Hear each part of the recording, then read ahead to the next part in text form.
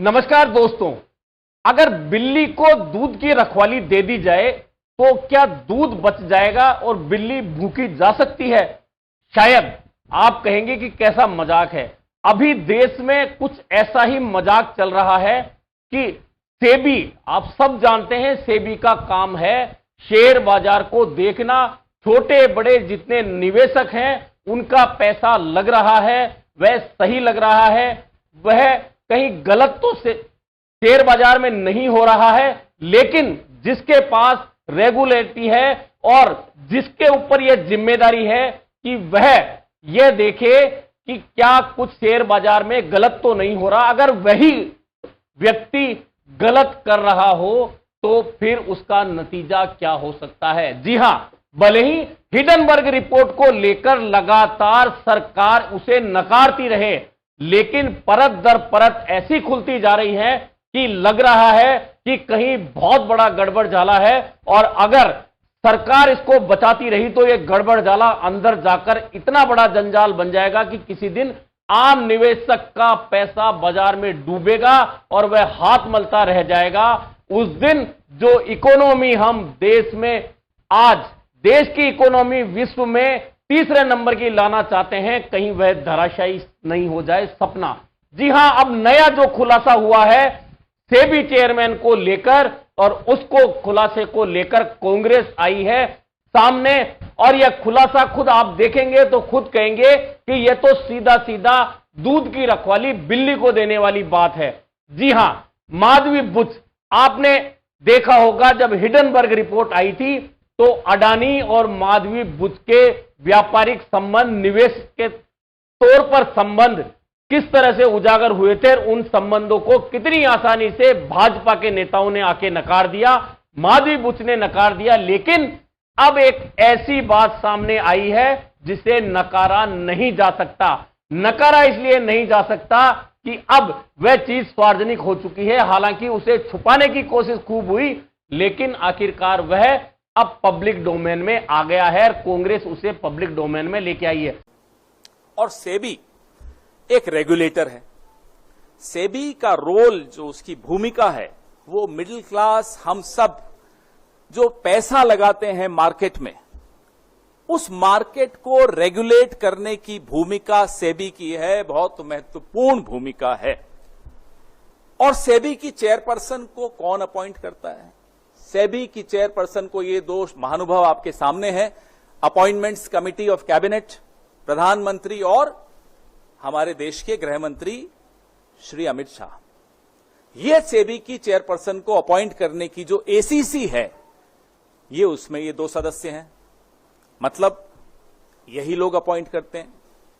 जी हां, बहुत सीधा सिंपल आप समझिए कि कोई सरकारी नौकरी है किसी भी डिपार्टमेंट में, किसी भी व्यक्ति की, मान लिए जेडी में कोई नौकरी कर रहा है, लेकिन वह प्रॉपर्टी डीलर से अपनी तनख्वाह ले रहा है। कोई नगर निगम का कर्मचारी है और वह तनख्वाह किसी ठेकेदार प्राइवेट से ले रहा है, तो आप कहेंगे कि यह तो सरासर बेईमानी है। तो यहां माधवी बुच का मामला जो कांग्रेस लेकर आई है वह सेम ऐसा ही है। जी हां, वह मामला यह है कि माधवी बुच अप्रैल 2017 से अक्टूबर 2021 तक सेबी की पूर्णकालिक अध्यक्ष सदस्य थी। यानी कि सेबी जो सरकारी नियामक संस्था है शेयर बाजार की, उसकी पूर्णकालिक सदस्य माधवी बुच थी, और वे सदस्य थी तो निश्चित है कि उनकी तनख्वाह भी सेबी से ही आती होगी।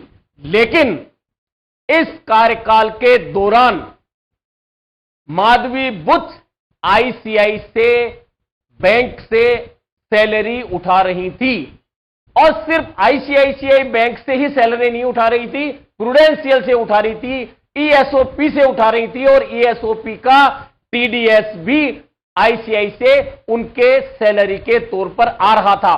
तो अब आप यह बताइए कि सेबी की अगर वे सदस्य हैं तो आईसीआईसी से उनका वेतन क्यों आ रहा था? कुल मिलाकर इस दौरान उन्होंने 16 करोड़ 80 लाख रुपया आईसीआईसी से उठाया वेतन के तौर पर। अब ऐसे में सवाल उठता है कि सेबी की क्योंकि नियुक्ति उनकी चेयरमैन की हुई 2022 मार्च में, और उसकी नियुक्ति कौन करता है? प्रधानमंत्री और देश के गृह मंत्री यानी कि नरेंद्र मोदी और अमित शाह ने माधवी बुच की चेयरमैन के तौर पर नियुक्ति की, वह मार्च 2022 में की। अभी तक हम लोगों ने, भले वो हिंडनबर्ग रिपोर्ट हो या और कई कॉन्फ्लिक्ट ऑफ इंटरेस्ट जो सेबी की जो भूमिका सेबी की चेयरपर्सन की रही है, उस पर हमने कई बार चर्चा की। जो सर्वोच्च न्यायालय द्वारा मॉनिटर्ड इंक्वायरी थी, इन्वेस्टिगेशन थी, हिंडनबर्ग रिपोर्ट पर, अडानी की कहानी पर, उस पर भी हमने चर्चा की। लेकिन इससे ऊपर, इससे कहीं हटकर, इससे कहीं भयानक भूमिका सेबी की चेयरपर्सन की मैं आपको बताना चाहूंगा। सबसे पहले मैं अपने साथियों को बोलूंगा, अगली स्लाइड पर आएं। यह पहली इरेगुलरिटी, यह पहला गैर कानूनी काम। आप सब तनख्वाह लेते हैं, मुझे लगता है एक ही जगह से लेते होंगे। अगर आप अपनी चैनल से, आप टाइम्स नाउ में हैं, अगर आप टाइम्स नाउ से सैलरी लेते हैं तो हिंदुस्तान टाइम्स से तो नहीं लेते होंगे साथ साथ। कांग्रेस पार्टी से तो बिल्कुल नहीं लेते हैं, हम जानते हैं नहीं लेते। लेकिन सेबी की चेयरपर्सन जब वो मेंबर थी, होल टाइम मेंबर थी, 2017 से 2024 के बीच में रेगुलर इनकम आईसीआईसीआई बैंक से ले रही थी 16 करोड़ 80 लाख। और इसको 3 अलग अलग भागों में हमने आपको दिखाया कि तनख्वाह ले रही थी। आप सेबी की होल टाइम मेंबर हैं, आप आईसीआईसीआई से तनख्वाह क्यों ले रही थी, हम ये जानना चाहते हैं। आईसीआईसीआई प्रूडेंशियल से ले रही थी, तो बैंक से ले रही हैं, प्रूडेंशियल से ले रही हैं, और ईसॉप, आप सब समझते हैं ईसॉप, और ईसॉप पे जो टीडीएस था वो भी आईसीआईसीआई ही दे रहा था। आईसीआईसीआई बैंक एक महत्वपूर्ण बैंक, सेबी की चेयरपर्सन एक महत्वपूर्ण रेगुलेटरी बॉडी की सबसे ऊंचे पद पर बैठी व्यक्ति, अधिकारी, तनख्वाह ले रही हैं एक और जगह से। यानी कि सेबी की पूर्णकालिक सदस्य होने के बावजूद माधवी बुच ने आईसीआईसीआई बैंक से वेतन उठाया 16 करोड़ 80 लाख रुपए। अब ऐसे में सवाल उठता है कि यदि कोई सरकारी कर्मचारी है और उसे कोई बैंक या प्राइवेट या निजी संस्था सैलरी दे रही है, तो आखिरकार कहीं ना कहीं उसका हित उसमें छिपा हुआ होता है। ऐसे में अब सवाल जो कांग्रेस उठा रही है वह यही उठा रही है कि सेबी की पूर्णकालिक सदस्य होने के बावजूद आखिरकार वे आईसीआईसीआई बैंक से किस बात का वेतन ले रही थी। और आईसीआईसीआई बैंक से भी यह सवाल है कांग्रेस का कि आखिरकार वे कौन से हित थे जो माधवी बुच से वेतन देने के बदले में आईसीआईसीआई बैंक वह फायदा ले रही थी। इसी के साथ सवाल सेबी पर भी हैं कि सेबी के सदस्य और अध्यक्ष और उनका परिवार क्या ऐसे और भी प्राइवेट और निजी संस्थाओं से निजी लाभ ले रहा है। यह बहुत बड़ा सवाल अब कांग्रेस ने खड़ा किया है और यह आरोप वैसे ही हैं जो हिडनबर्ग ने लगाए थे। यानी कि हिडनबर्ग ने यह आरोप लगाए थे कि सेबी की चेयरमैन माधवी बुच अडानी की कंपनियों में विदेशों में निवेश कर रही हैं। उस बात को कितनी आसानी से नकार दिया था, लेकिन अब ये जो नए खुलासे हुए हैं उसमें भले ही माधवी बुच को बचाने का प्रयास हो, सरकार अपनी कॉलर बचाने का प्रयास करे, लेकिन अब यह पब्लिक डोमेन में आ गया है तो कहीं ना कहीं यह बहुत बड़ी गड़बड़ी की ओर इशारा तो कर रहा है। अब प्रधानमंत्री से कांग्रेस ने सवाल किए हैं और सवाल जो हैं आप सिर्फ सवाल सुनिए और खुद गौर करिए कि क्या वह सवाल गलत है, क्या इन सवालों का जवाब आम लोगों को नहीं मिलना चाहिए। सवाल है कि प्रधानमंत्री जी, आप जब रेगुलेटरी बॉडी के प्रमुखों की नियुक्ति करते हैं तो उनके लिए क्या उचित मापदंड हैं। क्या प्रधानमंत्री की अध्यक्षता वाली एसीसी के सामने सेबी चेयरमैन की नियुक्ति से पहले या बाद में उनके बारे में चौंकाने वाले तथ्य आए थे? और आए थे तो फिर उस कमेटी ने क्या किया? क्या प्रधानमंत्री को पता था कि माधवीपुरी बुच सेबी के कार्यकाल के दौरान पद पर होने के बावजूद आईसीआईसीआई से सैलरी ले रही थी? क्या प्रधानमंत्री को मालूम था कि सेबी की चेयरमैन पूर्णकालिक सदस्य के रूप में आईसीआईसीआई के खिलाफ शिकायतों का निपटारा माधवी बुच कर रही थी, साथ में आईसीआईसीआई से इनकम ले रही थी? सेबी की पूर्णकालिक सदस्य चेयरमैन को ईएसओपी प्रॉफिट आईसीआईसीआई छोड़ने के बाद भी क्यों मिलता रहा? क्या इस बारे में प्रधानमंत्री जानते थे? प्रधानमंत्री को यह बताना चाहिए कि सेबी की चेयरमैन के बारे में इतने बड़े खुलासे होने के बाद भी उन्हें कौन बचा रहा है और क्यों? यह सवाल प्रधानमंत्री नरेंद्र मोदी से कांग्रेस ने किए हैं इस खुलासे के बाद कि सेबी में नियुक्ति के बावजूद आईसीआईसीआई से माधवीपुरी बुच आखिरकार किस बात का वेतन और टीडीएस ले रही थी। आईसीआईसीआई से भी सवाल किए हैं कांग्रेस ने बैंक से कि क्या आईसीआईसीआई के किसी भी जगह सेबी के मेंबर को वेतन देने की बात आईसीआईसीआई ने सार्वजनिक रूप से बताई? क्या अपनी सालाना रिपोर्ट में बैंक ने यह बात बताई? और क्या आईसीआईसीआई ने ईएसओपी के नियम का उल्लंघन करके व्यक्तिगत तौर पर माधवीपुरी बुच को लाभ दिया? और सेबी से पूछा है कांग्रेस ने कि क्या ऐसी और भी कंपनियां हैं जिनमें या जिनसे आपके और आपके परिवार के सदस्य व्यक्तिगत लाभ उठा रहे हैं? ये सीधे सीधे सेक्शन 54, सेक्शन 54 ऑफ सेबी, जो एम्प्लॉइज सर्विस रेगुलेशन 2001, मैं इसका एनेक्शर आपको दिखाऊंगा, उसका वायलेशन है। सीधे सीधे ऑफिस ऑफ प्रॉफिट का मामला है सीधा। इसमें अगर किसी में थोड़ी सी भी अगर लिहाज, शर्म, लज्जा कुछ हो, वो इस्तीफा देगा, 1 मिनट नहीं रुकेगा इस एक्सपोजर के बाद। आप मार्केट के रेगुलेटर हैं, आप चेयरपर्सन हैं, आप आईसीआईसीआई बैंक से तनख्वाह ले रही हैं, आईसीआईसीआई प्रूडेंशियल से तनख्वाह ले रही हैं, कैसे ले सकती? 2017 से 24 के बीच होल टाइम मेंबर और उसके बाद चेयरपर्सन की हैसियत से आईसीआईसीआई प्रूडेंशियल से इन्होंने 22,41,00,000 रुपए लिए, 22,41,000 रुपए लिए। वो क्यों लिए?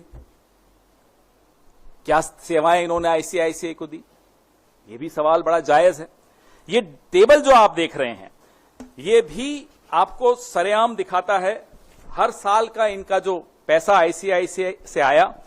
2017-18 में 2,06,18,950 रुपए आईसीआईसीआई बैंक से तनख्वाह मिली एक फाइनेंशियल ईयर में, और प्रूडेंशियल से 7,07,195 मिली, और सेबी से उस वक्त तनख्वाह मिलती थी 35,26,521।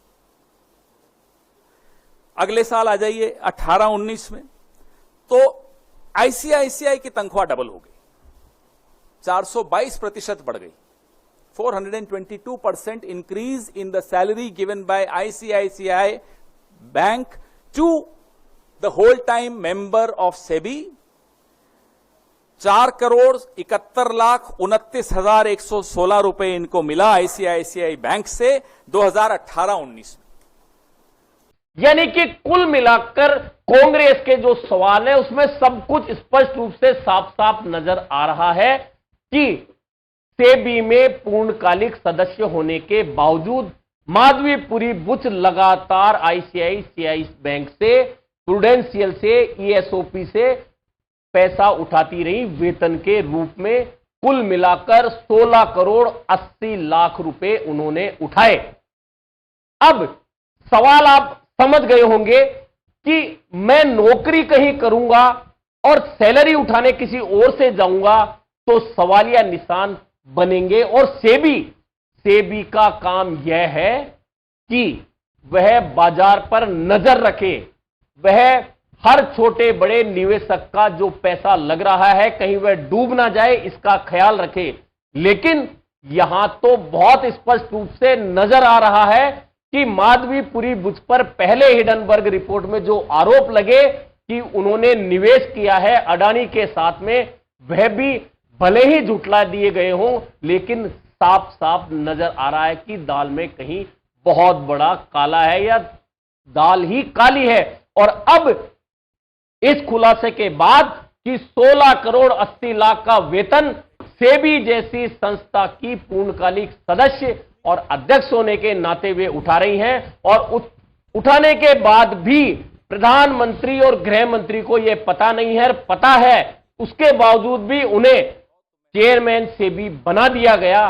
तो क्या यह कोई निजी कंपनियों को फायदा पहुंचाने का बड़ा खेल हुआ है? क्या शेयर बाजार में के जरिए या इनकी कोई अनियमितताएं थी बैंक की, उन्हें नियमित करने के लिए यह धन लाभ लिया गया जो सैलरी के रूप में आया? अब कांग्रेस ने स्पष्ट रूप से कह दिया है कि यदि कुछ शर्म लिहाज लज्जा बची है तो माधवीपुरी को तुरंत प्रभाव से इस्तीफा दे देना चाहिए और सरकार को भी इस मामले की पूरी जांच करानी चाहिए। दरअसल इस मामले में गड़बड़ी इसलिए भी लगती है कि आपको याद होगा कि संसद का सत्र चल रहा था और सत्र अचानक समाप्त कर दिया जाता है, अनिश्चित काल के लिए स्थगित कर दिया जाता है, और उसके एक दिन बाद में हिडनबर्ग की रिपोर्ट आती है जिसके अंदर सेबी चेयरमैन और अडानी के बीच में व्यापारिक रिश्तों का खुलासा होता है, निवेश का खुलासा होता है। ऐसे में सवाल उठना लाजमी है कि क्या सरकार को पहले से पता लग गया था हिडनबर्ग रिपोर्ट में ऐसा होने वाला है? क्योंकि इस रिपोर्ट के बाद अगर संसद चलती तो सरकार को बार बार में कटघरे में खड़ा होना पड़ता, जवाब देना पड़ता और देश के सामने असली तस्वीर आती। ऐसे में सरकार हिडनबर्ग की रिपोर्ट आने से पहले ही, समय अवधि से पहले ही संसद के सत्र को अनिश्चित काल के लिए स्थगित करके भाग खड़ी हुई। लेकिन अब माधवीपुरी बुच के लिए यह जो नया खुलासा हुआ जिसमें उन्होंने आईसीआईसीआई से वेतन के रूप में उस दौरान 16 करोड़ 80 लाख रुपए लिए जब वे सेबी की पूर्णकालिक सदस्य थी। ऐसे में अब भले ही सरकार इस मामले को दबाने का प्रयास करे, माधवीपुरी बुच को बचाने का प्रयास करें, लेकिन जितना प्रयास होगा उतना ही अंगुलियां सरकार की ओर ज्यादा उठती रहेंगी। अभी के लिए इतना ही, फिर मिलेंगे नए मुद्दे पर चर्चा के साथ।